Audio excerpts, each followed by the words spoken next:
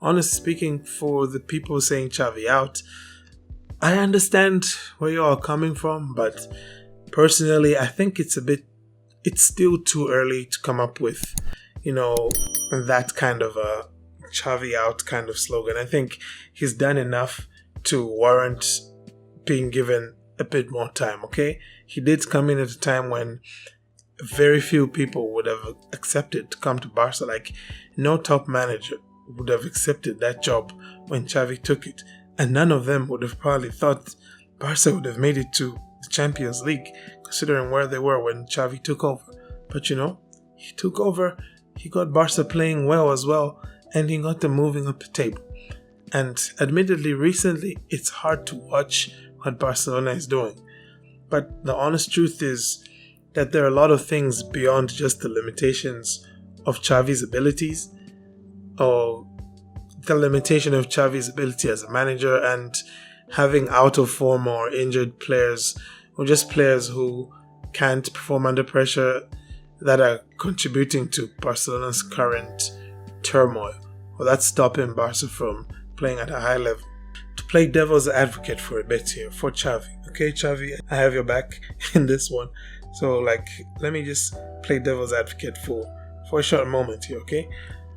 How many players of Xavi's current preferred starting 11 had a full preseason with the team? I'll just, to help you narrow down, see how few they were. Xavi didn't have a full preseason. Gundogan didn't have a full preseason. Inigo Martinez didn't have a full preseason. Neither did João Cancelo nor João Felix. And currently that's half of the starting 11 that Xavi likes to pick. And because there's barely any time to coach tactics and passing sequences once the season kicks off, it means half of our current starting 11 are just, playing off of instincts and vibes. And that's kind of what we saw in those 2 5-0 wins. Lewandowski and João Felix, João Cancelo, Gundogan, these guys were just playing off of their instincts, and they gave us some pretty memorable moments in those 2 games, didn't they? Yeah, they did. But also, let's be careful not to let some of Joan Laporta's, rhetoric mislead us when, he says that there's no such thing as a transition year at Barca. Because look, for the past 3 seasons now, Barcelona has been a team rebuilding. It has been a team in transition.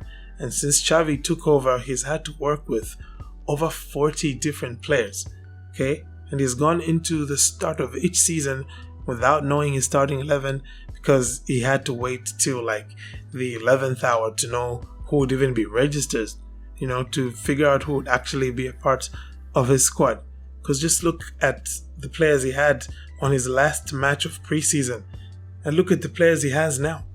It's 2 different squads almost.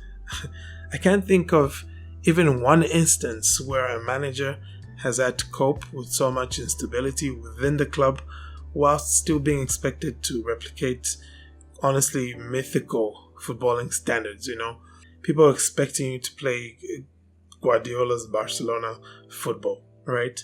With a team that's still figuring itself out. I mean, look, if we look at Guardiola, even him at Manchester City, with all of the resources he's had, it took him 3 to 4 seasons to establish Man City as a Champions League semi-final caliber team. And Xavi isn't as blessed tactically, should I say managerially, as Pep, and Barca isn't as blessed with riches as Manchester City, okay?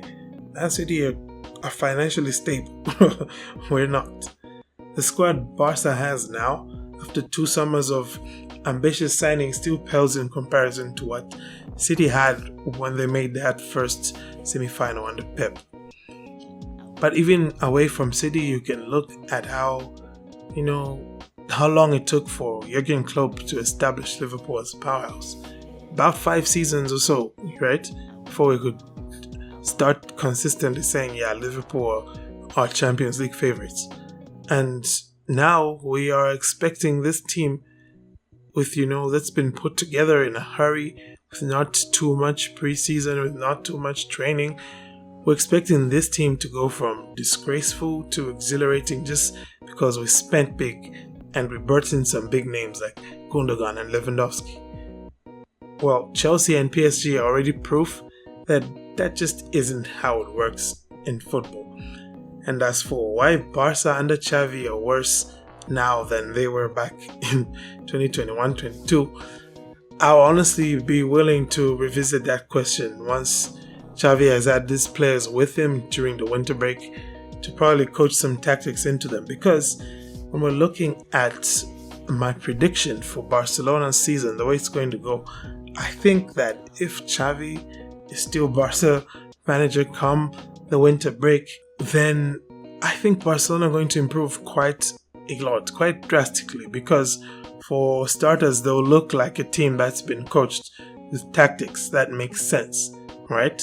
They won't look like what we saw against Alaves, where people aren't watching runners, people are failing to support their winger out wide, leaving him isolated. We won't be seeing any of that stuff. And, lest we forget, Xavi came into Barcelona right before the winter break of 21-22, and during that winter break, he was able to work closely with the squad. So, if he can do the same thing, I have no doubts that Barca can return from the winter break well rested and also playing some proper football. Because, again, last season, this isn't something that Xavi had the chance to do, right? Last season, preseason was pretty short, and again, he didn't even know who he's going to have, and there was no winter break because we had a World Cup. So this time around, that could be something that he does get to have, what's the word I'm looking for? Luxury of a winter break, during which time he can coach his players. So if by some miracle, the team can stay free of injuries during that winter break and Xavi can work with all of them, then I'm willing to bet that after that winter break, the team will return playing some very good football. And if Barcelona are still, crap after January, then we can begin to suggest things like Xavi can't handle the dressing room and Xavi isn't good enough to be an FC Barcelona manager.